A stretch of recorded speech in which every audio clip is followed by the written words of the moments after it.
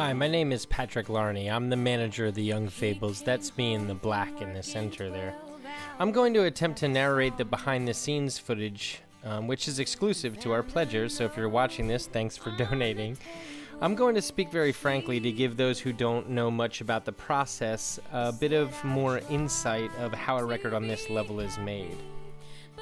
After listening to a list of emailed demos in a process called pre-production, that's actually what you're listening to in the background here, the group decides which songs that they plan to cut for the record. And the first step is for Mitch, the producer, that's Mitch there with the guitar, to get a better idea of exactly what Laurel and Wes want the record to sound like.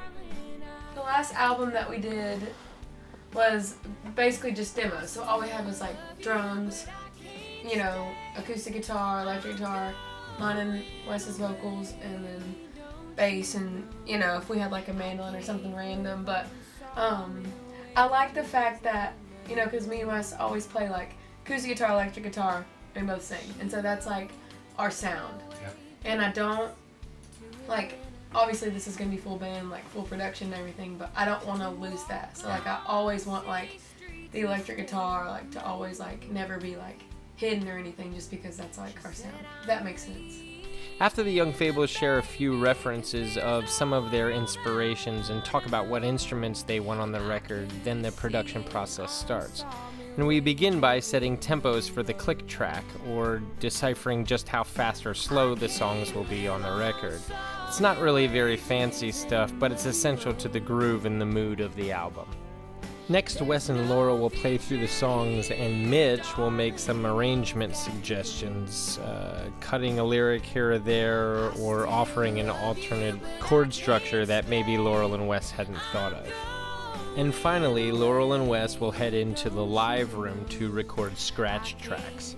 That's a vocal and a guitar that they will record as an outline to build the entire record on top of, before eventually they'll go back in and re-record all of that after the band does their part. That way they can assure that they can deliver their final performances in the midst of all the elements of magic and genius laid by some of the best players in the world.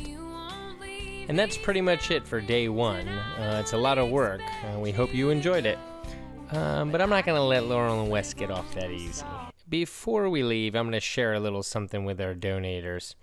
Here's a clip of Laurel dropping a guitar in the middle of a set 2 months ago. Enjoy! Thanks for donating. Yeah, I know, I'm helping for Aaron.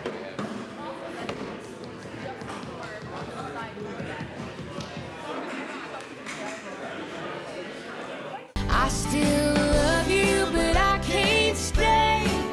I'm going away, don't you know? I can't live on sawmill